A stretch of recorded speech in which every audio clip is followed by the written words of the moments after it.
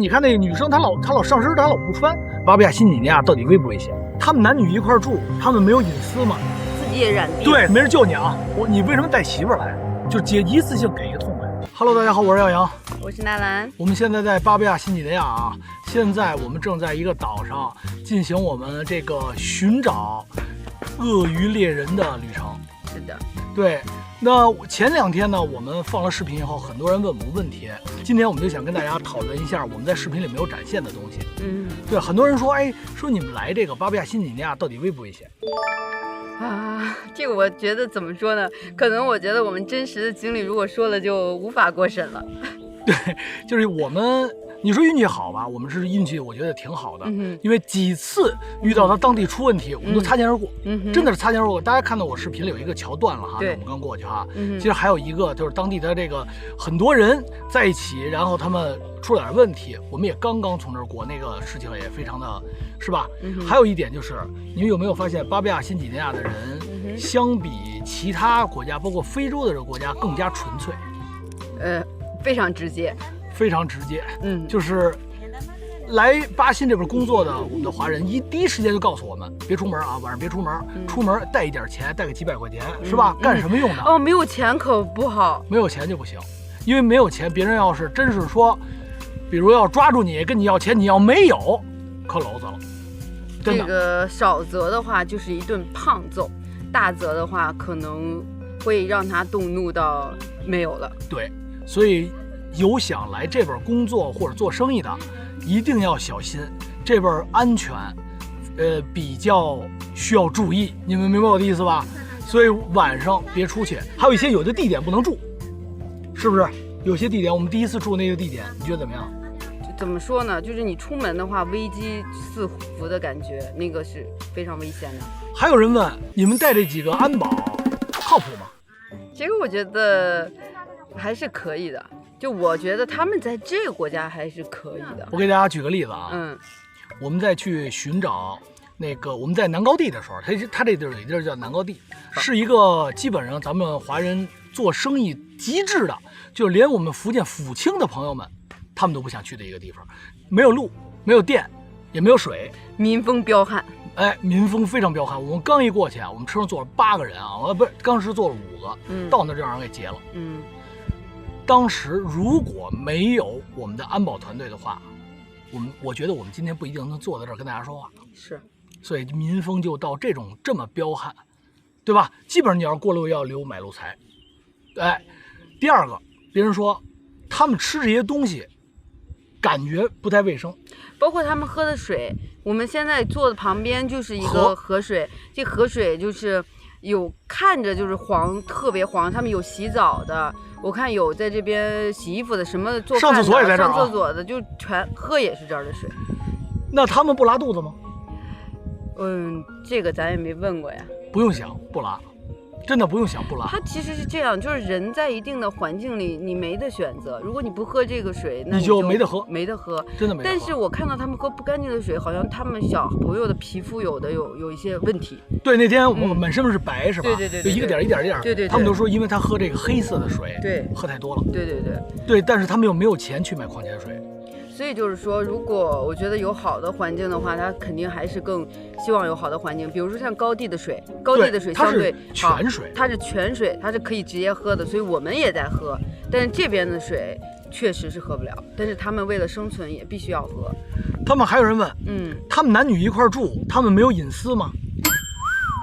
在吃饭面前、生存面前，我觉得隐私好像就不算什么了。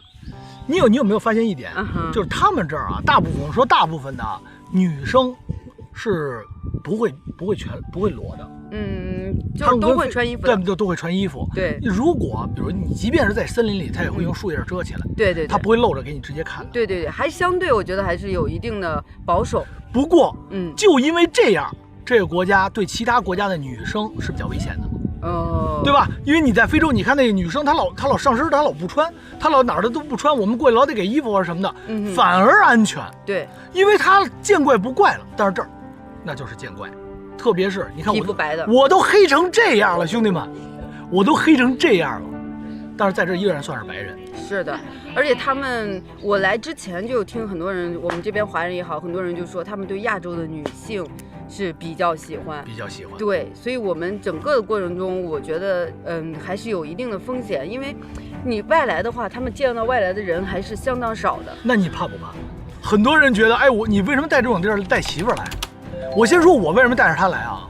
大家都知道，我从阿富汗开始就跟我媳妇儿就一块儿，我们俩拍了。在之前是我一人拍，后来就一块儿。其实我也不想来，但是我发现有一点什么呀？只要我跟她在一块儿的时候，我比较有底气，而且呢，我就没那么想家了。还有一点，纳兰比我细，而且她是女生，她有时候拿着摄像机拍的时候，别人的眼睛没那么凶。是。就我拍，别人就不行了，就跟我打架了，或者要干嘛，你们知道吧？虽然兄弟们，这也带着呢，也都带着是吧？但是也不愿意跟人发生冲突。但是女生比我一个人要好一点。相对来讲，他们对女生会比较包容一些，然后你冲他们笑一下，就会觉得你没有攻击性，你没有危险性。怕不怕？说实话，我们在高地的那次遇到淘金小队，刚开始我们只遇到10几个人，我觉得还 OK。然后后来我们遇到大概50多个人，他们全拿着大砍刀。其实我能感觉到，从他们的眼神里我能读出来，就是他其实并不是一上来就会有恶意，他其实是好奇。因为我没有问到，他们说像南高地这种地方啊，就已经是森林的深处的一个非常偏僻的一个地方，他们说只有白人可能坐飞机的时候，从就是天上欧美人他们在飞机上面往下拍。对。但是呢，就是像我们这种外来的是第一个进去的，所以他们就一直围观，一直盯着我们看。但等我们往回走的时候，就是你能感受到那种危险其实步步在逼近，就是他很窒息的感觉。对，就他那种感觉是属于那种，就是你说不准，你感觉到他们对你可能不一定有伤害，但是他们全部拿着大砍刀，然后一路跟着你们，然后又在后面又叫。所以你们看，我还照了一张相片啊！你们看我后边有多少人？真的，他们这只是一部分，这只是一部分。就是说我为了跟他们搞好关系，咱们就这么说，因为就我们2个是外国人，虽然我们其实我们就带了3个人进去，后来又减了3个人，一共8个人。但是我明显从他们的眼神感觉到，他们其实是有点担心的。因为他们也一直跟我们说我们快点走。他说让我们快点走，但我们甩不掉以后呢，完了 Randy 跟我们说你们先在这等一等，完了他直接去找，因为我们如果这么多人一起去的话，就我们可能会遭到拒绝，起码是遭到拒绝吧。而且我也觉得非常不安全，是因为你在移动的时候感觉你好像在逃跑，是吧？他们一边唱歌一边哇，有点吓人。这时候你也不能给钱，一旦给钱，我觉得我们出不来了。真的，我觉得我们出不来了。其实这个时候我老让纳兰，我说你站里边点，因为它是一个固定的环境，它不是说你可以随时跑，随时怎么样，你怎么跑你也跑不出那个森林，所以就是比较危险。不是你往哪儿跑啊？你认路吗？对，是这个问题，对吧？我们都不认路，但是我们哪儿来的勇气，敢去那种地方，跟着你老公去这种地儿？因为我觉得首先可能我从我的骨子里也有男生的一面吧，首先我自己也比较喜欢探险，比较喜欢不一样的东西，我觉得它能给我们的生活呀，给我们的这个未来带来很多不一样的东西。还有就是我觉得我跟耀阳我们都已经2年多了，也是一个默契，我觉得很多时候他一个人很多问题他也解决不了，所以我觉得我们2个人在一起的话，相对来讲会更安全。没错，说实话，要是没有纳兰跟着，我不一定能去得了这么多这种地方。第一个，2个人脑子肯定比1个人强；第二个呢，毕竟她是女生，她更细腻一点，我对危险的感知会更敏感。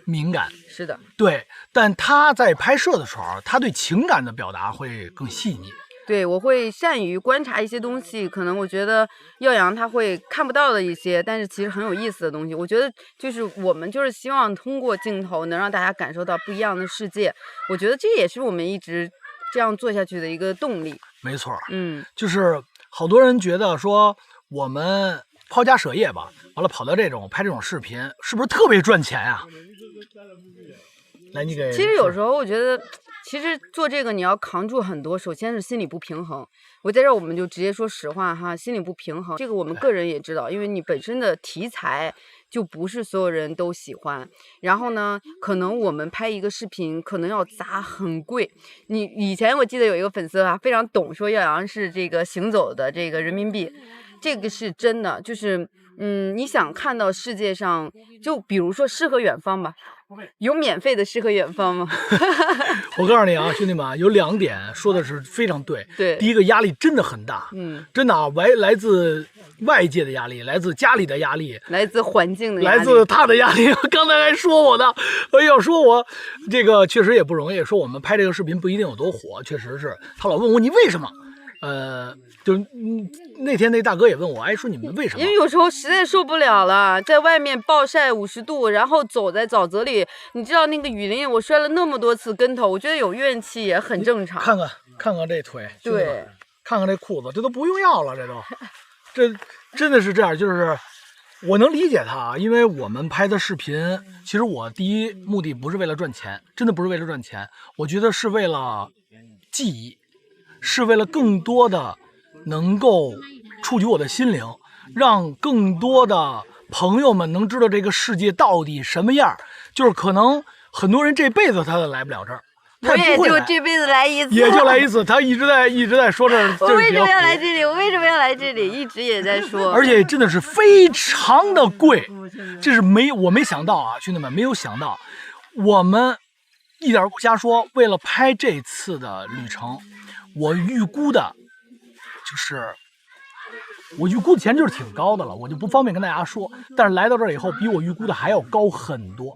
你们知道，一艘船4000块钱一天，不含汽油，汽油将近30块钱1个 liter， 就是1升。其实大家真的啊，机票、车船费、人工，然后住宿还贵的要死，2000多块钱一天车，一个车保镖6000块钱，两个保镖，再加上飞机，再加上吃，住宿巨贵，比拼欧洲了。我们这都不是旅行，别人说什么，这个真的啊，你要想拍探险类视频，我觉得啊，兄弟们啊，要是家里没点子弹，你们就放弃吧。我先放弃了，我后边我先来，我不这么拍了，兄弟们，真的。